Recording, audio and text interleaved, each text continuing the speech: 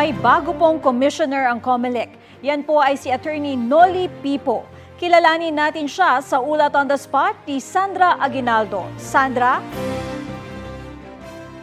Bilang bagong commissioner ng COMELEC, si Attorney Noli Pipo, dating COMELEC Director ng Ilocos Region. Naroon din ang isa pang bagong talagang commissioner na si Norina Tangaro Kasingal. Dahil hindi nakasesyon ang Kongreso ngayon, ad interim appointment ang nangyari kina Pipo at Kasingal. Ibig sabihin, maaari silang manilbihan agad kahit hindi dumadaan sa Commission on Appointments o CA. Pero sabi ni COMELEC Chairman George Erwin Garcia, sa pagbabalik ng Kongreso ay dadaan pa rin daw sa CA ang dalawa. Si Pipo ay Ilocano gaya ng Pangulo at mahabang panahon ang kanyang paninilbihan sa Ilocos Region. Pero sabi ni Pipo, kampante raw siya sa pagkakatalaga sa kanya kasi doong nasa Ilocos siya ay hindi naman umano siya tinangkang impluwensyahan ni Marcos.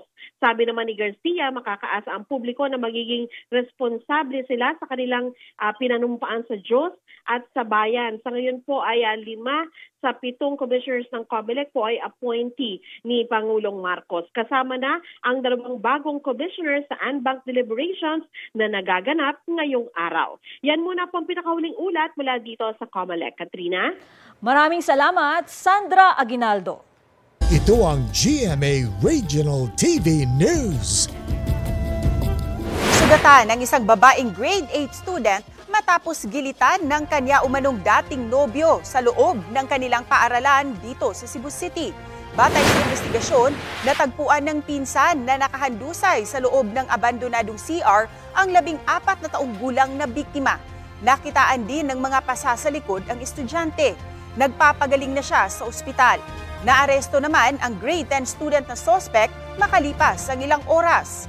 Ayon sa mga pulis, posibleng motibo sa krimen ang pakikipaghiwalay ng biktima sa suspect. Pinabulaanan din ng mga pulis ang kumalat sa social media na nagalit ang suspect dahil sa pagtanggi ng biktimang makipagtalik. Maharap ang suspect sa reklamong frustrated homicide. Wala siyang pahayag. May menor de edad na kambal na hit and run sa Dupax del Norte, Nueva Vizcaya. Ayon sa pulisya, magkaangkas noon sa motorsiklo ang 16 anyos na kambal na walang suot na helmet. Nakasalubong at nakabanggaan daw nila sa palikong kalsada ang isang van. Tumakas ang van driver. Sinakduluhan naman ng mga dumadaang motorista ang kambal pero idinektara silang dead on arrival sa ospital. Sumuko kalaunan ang nakabanggang driver na naharap sa mga karampatang reklamo. Wala siyang pahayag.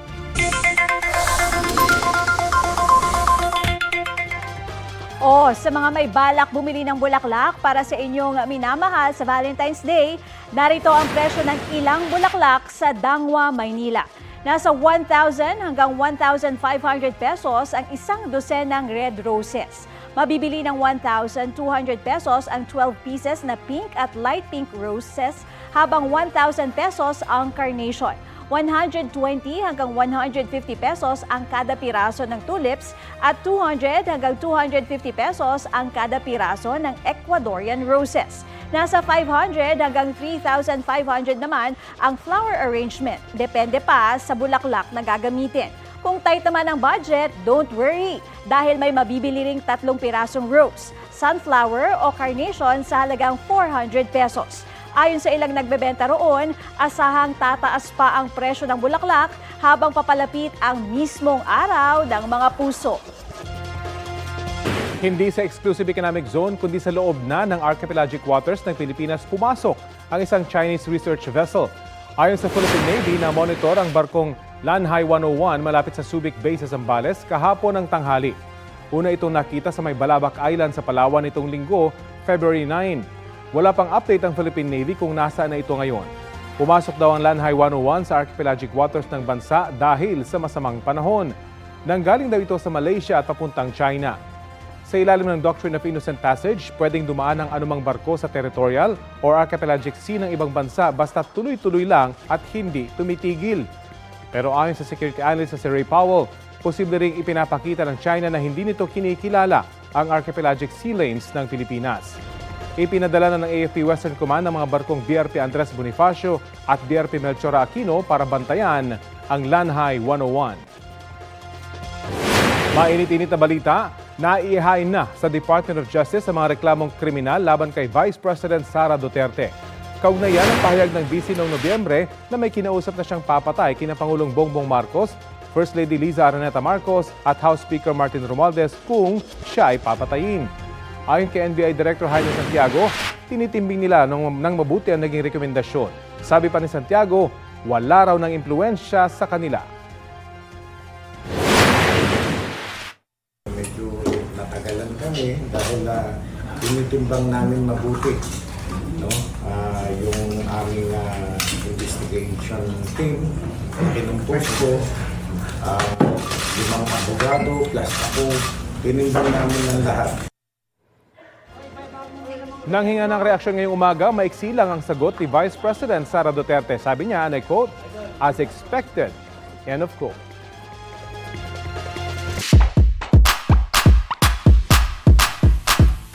Kung groovy dance ang chinika ko kanina, smooth moves naman ang next nating ibibida.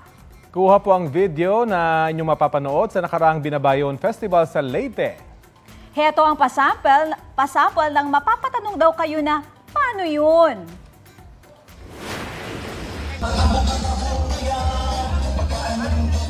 May gulong ba talaga o wala? Yan ang tanong ng madla matapos mapanood ang street dance performance ng isang estudyante.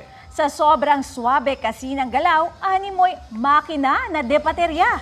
Hinala tuloy ng ilan nakasakay si ate sa electric hoverboard. Nakausap natin si Alison De Balocos, ang umeksena sa piyesta. Ang revelation niya, walang gulong yarn. Tamang aura lang, suot ang doll shoes. Wow na wow!